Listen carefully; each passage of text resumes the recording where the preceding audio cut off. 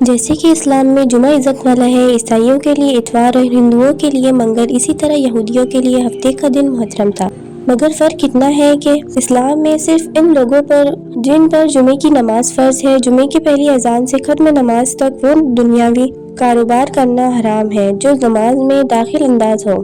عورتیں، بچے، مسافر اور بیمار لوگ اس حکم سے علیحدہ ہیں کیونکہ ان پر جمعہ فرض نہیں ہے، لیکن یہودیوں اور عیسائیوں کے ہاں ان سارے دنوں میں دنیاوی کاروبار حرام تھے اور خاص کر شکار کرنا سخت جرم۔ موسیٰ علیہ السلام کے بعد یہ واقعہ پیش آیا کہ بنی اسرائیل کی ایک جماعت بحر کلزم کے کنارے شہر ایلا میں رہتی تھی جو مدینہ منورہ اور شام کے درمیان ہے۔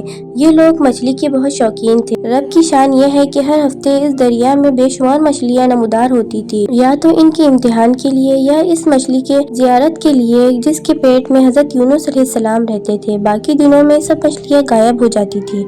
ان کے منہ میں پانی بھر آیا اور سوچنے لگے کہ کسی تدبیر سے ان کا شکار کرنا چاہیے جس سے شکار بھی ہو جائے اور ہفتے کے دن کی بے حرمتی بھی نہ ہو۔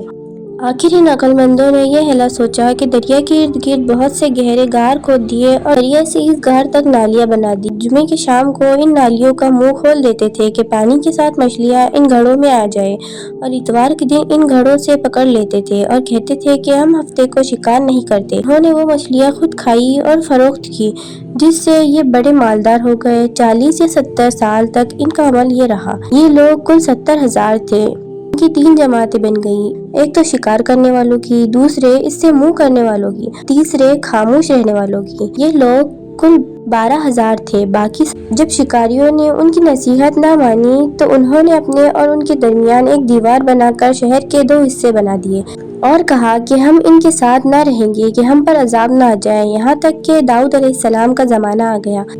آپ نے ان کو شکار کرنے سے منع کیا اور فرمایا، اے بے وقوفو، قید کرنا ہی تو شکار ہے، جیسے کوئی ہرن کو جال میں پھانس لے۔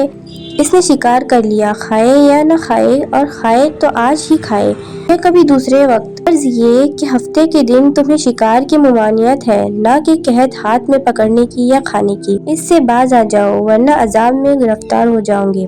شکاریوں نے کہا کہ ہم تو بہت عرصے سے یہ کام کر رہے ہیں، اگر یہ برا ہوتا تو تک ہم کو امن کیوں ملتی؟ تب داؤد علیہ السلام نے یہ دعا فرمائی جس سے رب کا غضب آ گیا، اور رات میں یہ سب کے سب بندر بن گئے اور جوان لوگ بندر اور بوڑھے لوگ سور بنا دیے گئے۔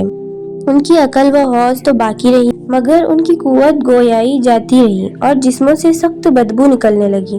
صبح کے وقت اس محلے کو لوگوں نے دیکھا کہ نہ تو اس محلے سے کوئی آدمی آتا ہے اور نہ کوئی آواز، کوئی دھواں وغیرہ نکلتا ہے، تو یہ دیواروں پر چڑھ کر ان کے گھروں میں داخل ہو گئے۔ وہ بندر ان کو دیکھ کر ان کی طرف دوڑے اور ان کے قدموں سے لپٹنے لگے اور ان کے کپڑے سونگھتے اور روتے تھے۔